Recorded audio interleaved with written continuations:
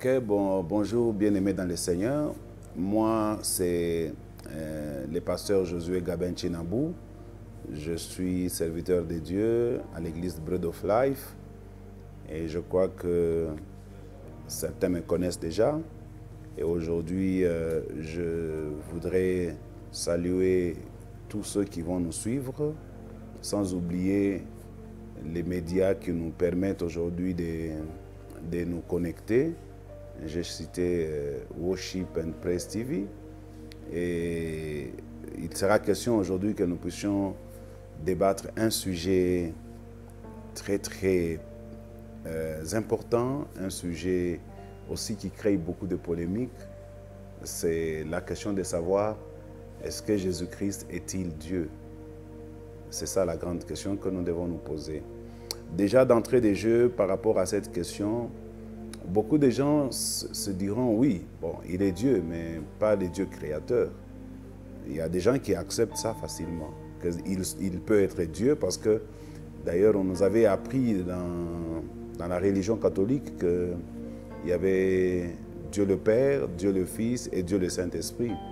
Mais moi, le débat que je voudrais aujourd'hui annoncer, ce n'est pas que Jésus-Christ est Dieu le Fils. Moi, je voudrais annoncer que Jésus-Christ, il est Dieu le Père. C'est lui qui est Dieu le Père.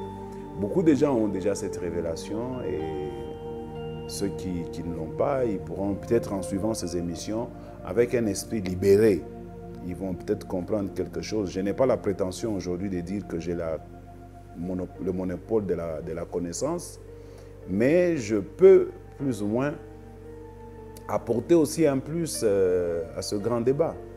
Alors, je voudrais, d'entrée de jeu, vous annoncer que Jésus-Christ est réellement Dieu. Qu'est-ce qui me fait dire que Jésus-Christ est Dieu? Je pars d'abord de la première hypothèse selon laquelle Dieu peut-il prendre un corps humain? Parce que tout part de là. Les gens qui ne croient pas et qui n'acceptent pas que Jésus-Christ puisse être Dieu, ils se posent la question de savoir comment un Dieu que les cieux des cieux ne peut pas contenir peut habiter dans un corps humain. Et je crois personnellement que dans l'Ancien Testament, quand nous lisons la Bible, et surtout dans les livres de Genèse, nous allons trouver qu'à plusieurs raisons, à plusieurs occasions, Dieu s'est manifesté en corps humain. Vous vous souviendrez par exemple d'Abraham, notre père de la foi. Un jour, la Bible dit qu'il était assis en dessous d'un arbre et puis il a vu passer trois êtres vivants, trois hommes. Et il les a interpellés pour leur demander d'entrer chez lui à la maison, s'ils pouvaient aller prendre quelque chose. Et rapidement, il a dit à Sarah, Sarah a préparé quelque chose pour ces trois personnes. Et la Bible nous dit que ces trois personnes ont mangé. Et c'est à la fin que Abraham et Sarah vont comprendre qu'il s'agissait de Dieu. Parce que Dieu a commencé à révéler à Abraham le projet qu'il avait, celui d'aller détruire Sodome et Gomorrhe. À ce moment-là, Abraham a commencé à intercéder parce qu'il avait un neveu qui habitait de ce côté-là. Et Dieu a dit qu'il allait épargner 10 personnes s'il y en avait 10 qui étaient justes. Et l'histoire, la suite, vous la connaissez. Et Abraham a vu Dieu, il a parlé avec Dieu, il a logé Dieu dans sa maison, Dieu a mangé chez lui. Et les deux hommes qui étaient avec Dieu se sont éloignés un tout petit peu d'Abraham, pendant que Dieu est resté avec Abraham pour dire que l'année prochaine, il allait donner à Sarah un fils. Parce que jusque-là, Sarah n'en avait pas. Et ça créait une surprise de la part de Sarah parce qu'elle devait déjà avoir 90 ans. Et par conséquent, Dieu a dit à Abraham, pourquoi ta femme rit? Puisque ta femme a ri, alors cet enfant, on l'appellera Isaac. Isaac qui sort du mot rire. Donc là, nous avons déjà un exemple où Dieu a pris un corps humain dans l'Ancien Testament. Il a fait plusieurs fois avec Manoah. Il a fait. Vous vous souvenez quand Manoah a discuté avec Dieu, lui pensait que c'était un ange. Et puis à la fin, Manoah et son épouse, quand ils ont fait leur offrande, leur sacrifice, ils ont vu la fumée monter au ciel et ils sont tombés par terre en disant « Nous avons vu Dieu, nous allons mourir ». Et vous vous rappelez aussi de Moïse. Moïse, quand il avait dit à Dieu « Je vais voir ta face », comment saurais-je que j'ai trouvé grâce à tes yeux si je ne vois pas ta gloire? Et Dieu lui a dit, personne ne peut voir ma face. Je parle bien de ma face et rester en vie. Et Dieu lui a permis de voir plus ou moins, de le voir par derrière. Donc, malheureusement que Moïse n'a pas écrit ce qu'il avait vu. Donc, par moment, Dieu peut prendre la forme humaine. Mais il n'est pas un homme, ça ne veut pas dire qu'il est un homme. Alors, plusieurs fois, Dieu s'est manifesté sur terre de cette manière-là, plusieurs fois dans l'Ancien Testament. Et maintenant, dans le Nouveau Testament, Dieu a décidé de se fabriquer un corps. C'est comme ça qu'il est venu voir, il a envoyé un ange pour négocier avec la Vierge Marie. Et la Vierge Marie, on lui a dit qu'elle allait tomber enceinte par l'ange Gabriel et que l'enfant qu'elle portera sera appelé Jésus, Emmanuel. Ça veut dire Dieu parmi nous. Donc, même dans la rencontre entre Marie et l'ange Gabriel, il est question de Dieu qui viendra habiter parmi nous. Pas d'un petit frère à Dieu, de Dieu lui-même. Et quand Christ est né, vous voyez déjà l'attitude des mages qui sont venus pour venir l'adorer. Ils sont venus, je souligne bien, pour venir l'adorer. Et vous êtes des grands lecteurs de la parole de Dieu. Vous savez que parmi les commandements, le tout premier commandement de la loi de Moïse interdisait d'adorer quelqu'un d'autre en dehors de Dieu et Dieu seul. Et ici, nous avons un exemple où des mages sont venus adorer un petit enfant émailloté dans une crèche. Comment peuvent-ils aller adorer quelqu'un d'autre que Dieu? Est-ce qu'ils avaient la révélation que cet enfant n'était pas normal, c'était un Dieu? Alors, vous vous rappelez encore quand Jésus, à l'âge de 12 ans, il s'est égaré quand ils étaient à Jérusalem. Ses parents sont rentrés à Bethléem, mais Jésus est resté à Jérusalem. Et je crois 3 jours de marche après, ils se sont rendus compte que Jésus était resté derrière eux. Ils sont rentrés le chercher. Vous savez où ils ont trouvé Jésus? Dans le temple, entouré des scribes, des pharisiens, des docteurs de la loi. Et ces gens, ils étaient étonnés par la sagesse qui sortait de la bouche d'un enfant de 12 ans. Et ils se disaient, mais d'où lui vient cette sagesse? Lui qui n'est qu'un enfant de 12 ans. Et vous savez que quand Jésus, maintenant il a commencé son ministère, des choses qu'il a fait, je ne pense pas qu'un homme normal ne pouvait le faire. Jésus était tout simplement Dieu. Il a affronté les pharisiens en rapport avec la loi de Moïse. Il a dit, il est écrit, vous avez appris qu'il est écrit. Moi je vous dis, en vérité, en vérité. Et regardez, chaque fois que Jésus a dit, vous avez appris qu'il est écrit. Moi je vous dis en vérité, en vérité. Il était en train, d'une manière ou d'une autre, d'abroger la loi qu'il avait donnée à Moïse. Parce que n'a le pouvoir d'abroger une loi que c'est lui qui l'a éditée. Comment quelqu'un qui n'a pas édité une loi peut venir l'abroger? Il a dit, je vous donne un exemple concret. Il a dit, vous avez appris par la loi de Moïse que si quelqu'un vous gifle, vous avez le droit de lui retourner aussi la gifle. Mais moi je vous dis, ne retournez pas la gifle, donnez-lui aussi la joue gauche. S'il prend votre tunique, donnez-lui également votre manteau. C'est qu'il était en train d'améliorer la loi de Moïse, la loi que lui-même avait donnée. Et il n'y a aucun autre en dehors de Jésus qui a essayé d'aborder la loi de Moïse et de la modifier. Alors c'est comme ça que je voudrais que nous puissions voir qu'est-ce que la Bible nous dit au sujet de cet enfant. Qu'est-ce que la Bible nous dit au sujet de cet enfant?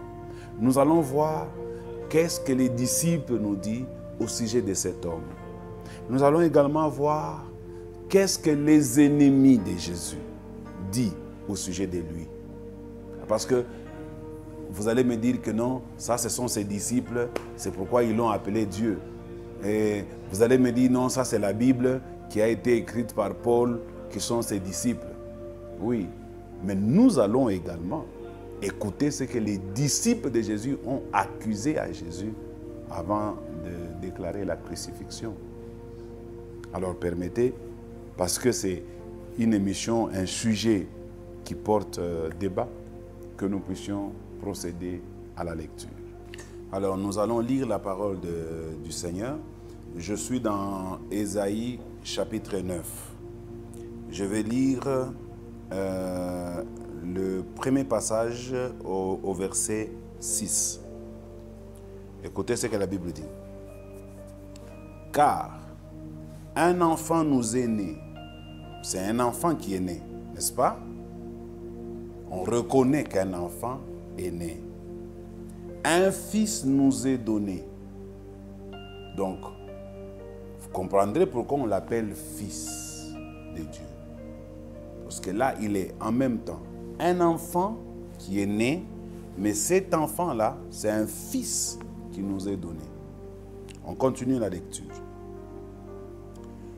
Et la domination reposera sur son épaule.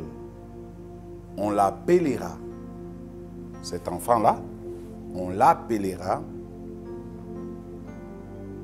admirable, conseiller, Dieu puissant. Je dis bien, on l'appellera Dieu puissant, Père éternel. Donc, cet enfant qui nous est né, ce fils qui nous est donné, on l'appellera Dieu puissant, Père éternel, Prince de la paix. Ce passage nous dit carrément que l'enfant là, ce n'est pas un enfant normal. Cet enfant là, c'est tout un fils qui nous est donné. Et on l'appellera Dieu puissant. Je pense que même le diable, on ne l'a jamais appelé Dieu puissant. Aucun ange, on l'a appelé Dieu puissant. Aucun prophète n'a jamais été appelé Dieu puissant. Aucun serviteur n'a été appelé Dieu puissant. Mais cet enfant, on l'appelle Dieu puissant. On ajoute même Père, Père éternel. Connaissez-vous un autre que l'on puisse appeler Père éternel? Écoutez ce que la Bible nous dit, ce que les amis de Jésus nous disent au sujet de Jésus, ceux qui ont vécu avec lui. Et nous allons aussi voir ce que disent les ennemis de Jésus, ceux qui ne veulent pas de Jésus. Commençons d'abord par les amis de Jésus, parce que là c'est beaucoup plus facile. Les amis de Jésus, qu'est-ce qu'ils disent? Nous allons lire Jean chapitre 20, le verset 24. Thomas, appelé Didyme, l'un des 12, n'était pas avec eux lorsque Jésus vint. Les autres disciples lui dirent donc, nous avons vu le Seigneur. Mais il leur dit, si je ne vois pas dans ses mains la marque des clous, nous sommes en train de parler de Jésus ressuscité. Il est apparu aux disciples et Thomas n'était pas là. Et Thomas dit, je ne croirai pas si je ne vois pas la marque de clous dans ses mains. Il ajoute, et si je ne mets mon doigt dans la marque des clous, et si je ne mets ma main dans son côté, je ne croirai point qu'il est réellement ressuscité. 8 jours après, les disciples de Jésus étaient de nouveau dans la maison et Thomas s'est trouvé avec eux. Jésus vient. parce qu'il s'agit de Jésus. Jésus vient. Écoutez ce qui va vous intéresser ici. Les portes étant fermées. Quel est cet homme qui a le pouvoir, même quand les portes sont fermées, d'entrer dans une pièce? Les portes étaient fermées. Il vint se présenta au milieu d'eux et dit, la paix soit avec vous. Puis il dit à Thomas, comme s'il avait assisté à leur conversation. Puis il dit à Thomas, avance ici ton doigt et regarde mes mains. Avance aussi ta main et mets-la dans mon côté et ne sois pas incrédule mais crois. Il y a deux types de ce que nous appelons les caractéristiques de Dieu qui se trouvent ici. Le premier type de caractéristique de Dieu, c'est l'omniprésence. Et vous sentez ici que Jésus manifeste son caractère omniprésent. C'est comme si il était là, pendant qu'il discutait. Personne ne lui fait rapport. Il débarque, il appelle directement Thomas, avance ici ton doigt, avance ici ta main. Le deuxième caractère que nous voyons ici, c'est l'omniscience. Il connaît toutes choses. Nous le voyons ici. Et il lui demande de ne pas être incrédule et de croire. Écoutez maintenant la réaction de notre ami Thomas. Thomas lui répondit, après avoir mis son doigt dans les plaies, après avoir mis sa main dans le côté, Thomas lui répondit, mon Seigneur et mon Dieu. Jésus lui dit, parce que tu m'as vu, tu as cru. Heureux ceux qui croiront sans avoir vu. Dans Jean, chapitre 14. Je vais lire. Jésus dit au verset 4. Vous savez où je vais et vous en savez le chemin. Thomas lui dit, Seigneur, nous ne savons où tu vas. Comment pouvons-nous en savoir le chemin? Jésus lui dit, je suis le chemin, la vérité et la vie. Nul ne vient au Père que par moi. Si vous me connaissiez, vous connaîtriez aussi mon Père. Et dès à présent, vous le connaissez et vous l'avez vu. C'est du français.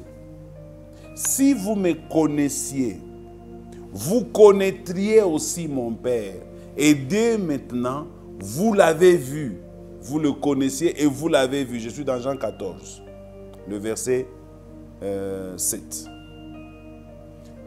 Maintenant, c'est Philippe qui intervient. Philippe lui dit, Seigneur, montre-nous le Père et cela nous suffit. Et Jésus lui dit, il y a si longtemps que je suis avec vous et tu ne m'as pas connu, Philippe. Celui qui m'a vu a vu le Père. Comment dis-tu, montre-nous le Père? Rien que ce passage que nous venons de lire nous montre à suffisance que les disciples de Jésus avaient aussi les mêmes doutes que nos contemporains d'aujourd'hui. Donc ce n'est pas un doute d'aujourd'hui, c'est un doute déjà qui existait à l'époque où Jésus était vivant. Il discutait déjà avec ses disciples à ce sujet. Quand il dit, tu veux voir le Père, mais comment? Tu es avec moi et tu ne me connais pas. Mais celui qui m'a vu, il a vu le Père. Pourquoi me demandes-tu, montre-moi le Père?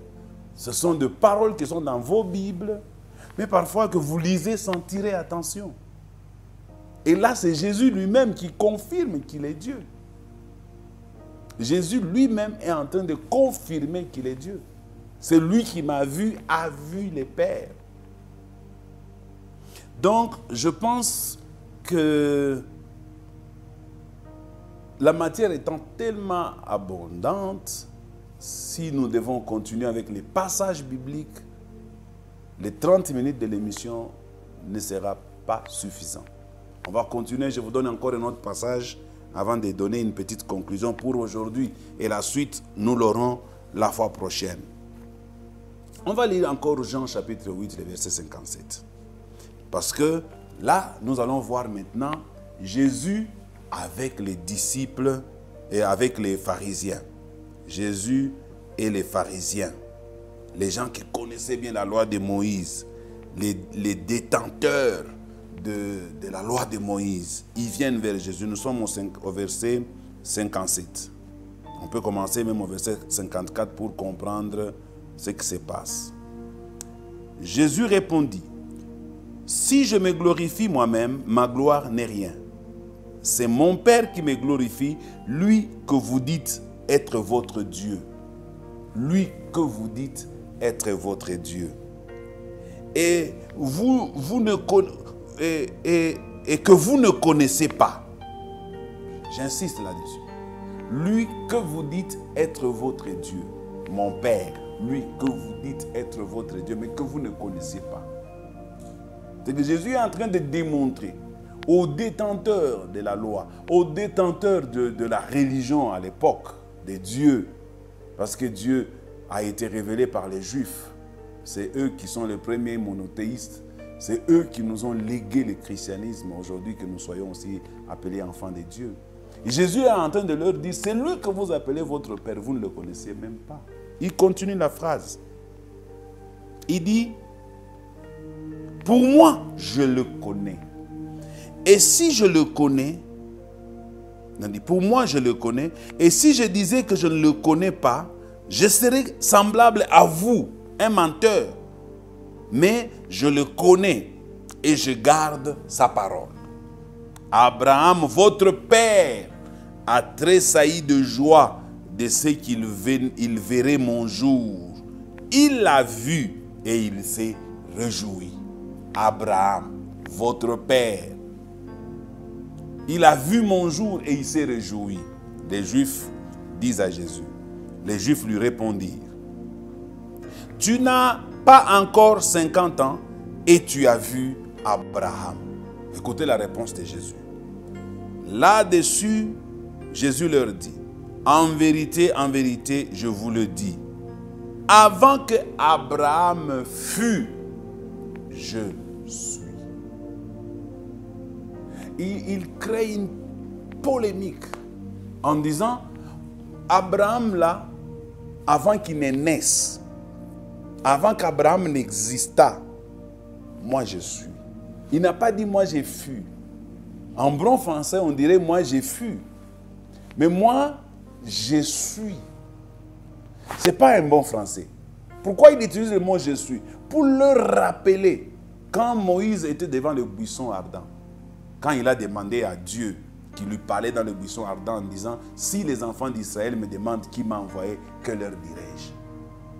Dans le buisson ardent, Dieu s'était présenté, tu leur diras, je suis m'a envoyé. Et Jésus leur rappelle que avant que Abraham ne soit, moi, je suis. Alors, ce n'est pas en 30 minutes que je peux terminer à vous démontrer que Jésus-Christ, il est le Dieu créateur. Et vous allez voir, si nous avons vraiment le temps, Jésus prendra tous les attributs de Dieu. Tous les attributs. Aucun attribut ne va manquer. Et c'est un grand secret. Si vous le connaissez, comme lui-même a dit, vous connaîtrez la vérité et la vérité vous affranchira. Les servir autrement ne vous donne pas la possibilité d'entrer en communion avec lui. Alors sinon, nous serons aussi comme les Juifs qui servaient Dieu sans le connaître. Qui servaient Dieu, qui l'appelait leur Père, mais sans savoir c'était qui réellement. Parce que même les disciples de Jésus étaient aussi des Juifs. Ils cherchaient à connaître qui était Dieu, mais alors qu'ils étaient avec lui. Je vais vous montrer même les pharisiens eux-mêmes dans leur bouche, ils vont le dire, c'est par manque de temps. Je vais vous le montrer prochainement. Ils disent à Jésus, si nous te lapidons aujourd'hui, ce n'est pas pour une bonne cause que nous te lapidons. C'est parce que toi qui es un homme, tu te fais passer pour Dieu. Même les ennemis confessent que Jésus se faisait passer pour Dieu. Pour aujourd'hui, bien-aimés dans le Seigneur, j'ai introduit un grand sujet qui aura peut-être des ramifications demain et après-demain. Et j'aimerais que vous restiez branchés à la télévision.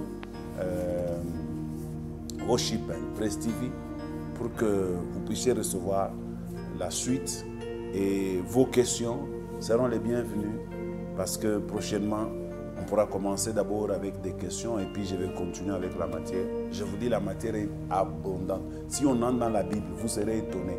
Il y a beaucoup. Écoutez, j'ai fini. Accordez-moi quelques minutes. J'ai fini avec ça. Jean dit quoi? Au verset 1er. Au commencement était la parole. La parole était avec Dieu. Mais la parole, elle était Dieu. Cette parole qui était au commencement là, elle était avec Dieu, mais elle était Dieu. Rien de ce qui existe n'a été fait sans elle. Tout a été fait par la parole de Dieu. Et puis il dit plus tard que la parole est devenue chair. Cette parole qui était Dieu, elle est devenue chair. Elle a habité parmi les siens. En venant au monde, elle est devenue la lumière du monde. Elle a lui dans la ténèbre du monde. Mais les siens ne l'ont point reconnu. Les siens ne l'ont point reconnu. Mais à ceux qui l'ont reçu, il leur a donné le pouvoir de devenir enfants de Dieu.